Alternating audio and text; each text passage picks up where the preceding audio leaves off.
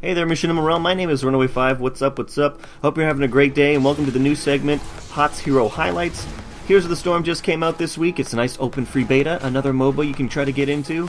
Be sure to check it out, it's free now. And today we're going to go over some of the heroes just because it's new and it's not familiar yet. So let's take a look at some of the heroes and what their gameplay's like. So today we're going to take a look at the Diablo character, who's a big, soft, cuddly bear, and the primevals will consume this world. I mean, he's considered a melee warrior who's charged with running around the map and dashing at people and splitting teams and just being all around tanky and up in people's faces. Diablo is a great character to start out with. He's good on all maps and has a lot of versatility. Let's take a quick look at Diablo's moveset. His Q Shadow Charge charges at an enemy, dealing damage and stunning them for half a second. If they collide with terrain, they're stunned for even longer. You might recognize this move from Lollipop Guild, the character.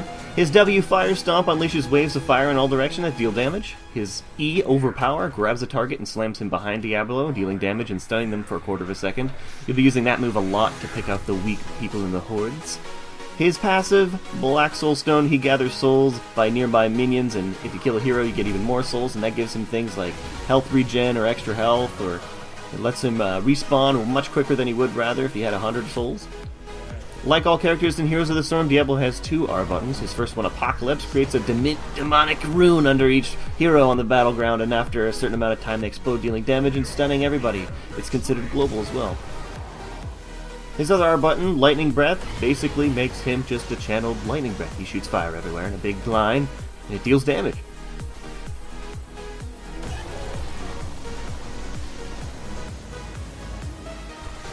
Just some how-tos on how to play Diablo. Diablo's Q and E work very well together in either order. Just use them as you see fit. If you need to run at somebody, smash them and grab them and flip them back into your team. Or if you can just walk up to them, E them, and then push them back with your Q. Usually pushing them back with your Q after you've overpowered somebody works really well at the early game. Sometimes they get too close to Diablo, and he pushes them into turrets. Sorry. He has this effect on them. Another great tip for playing Diablo and trying to learn him is he's a fabulous ganker. He can gank with the best of them. Just run into any lane and using your QE combo in either order you need them when you need them, you can easily grab anybody and throw them into a 3v1 situation that they just don't want to be in. But Diablo doesn't care. If you usually take Apocalypse on Diablo, a good way to use this ult is after somebody else uses an ult, preferably Gazlo. If you don't know that character, he has a gravity bomb and it brings everybody together, or something that just holds everybody together. If you choose to take Lightning Breath, be sure to use it all the time. It is cancelable during the channel when you can't move, but you can move it around with your mouse cursor if you need to. This is really good for splitting teams that are bundled up and chasing your team, or just taking down all sorts of buildings and stuff. It just deals damage in a line. Okay, use it when you feel like you need to be Diablo-like. Let's go ahead and take a look at a build for Diablo. Each build is very different and personal, and all depends on your playstyle, comp, and team comp, and enemy comp, so I'm just going to go ahead and show you the most popular picks for each level. So at level 1, 52% of the community chooses Soul Feast over the others. Black Soul Stone increases your health regeneration by 3%, which is very good for early game laning. And at level 4, most of the community at 47% takes Fire Devil. Fire Stomp now also surrounds you in flame, giving you AoE damage. And at level 7, most of the community at 66% take a Soul Steal. Increases the Black Soul and Stone health bonus by 66%, which is a neat coinkydink.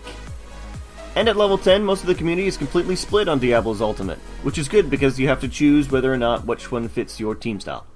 At level 13, Fire Stomp seems to be the winner for most of the community here. Fire Waves return to you, dealing 125% damage. Level 16 talent seems to be split between the community as well. Imposing Presence, enemies that attack you have their attack speed slowed by 50%, which is really strong for most enemy team comps that have a lot of auto-attacking.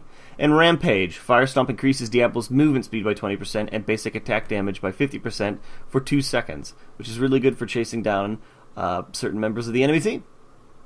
And at level 20, it seems to be split between improving Lightning Breath with Hellstorm. Lightning Breath lasts and reaches 50% longer. And Lord of Terror, a 60-second cooldown activate, which steals 10% of the maximum health of all enemy nearby heroes. And there you have the Diablo build, which is mostly built on popularity. Be sure to think about what you pick and what you choose and what you need at what time, but mostly those moves have been picked because they work and people really, really like them. And there you have Diablo in a nutshell. I'd like to thank you guys for watching. Be sure to check out the links below for HOTS log and all the build information. My Twitch channel at twitchtv.rafslols. I play a lot of Heroes of the Storm. And be sure to stay subscribed and to subscribe to Missional Realm, hopefully for more Heroes of the Storm content. And have a good rest of the day, guys. That's a nice soul you've got there. It'd be a shame if something happened to it.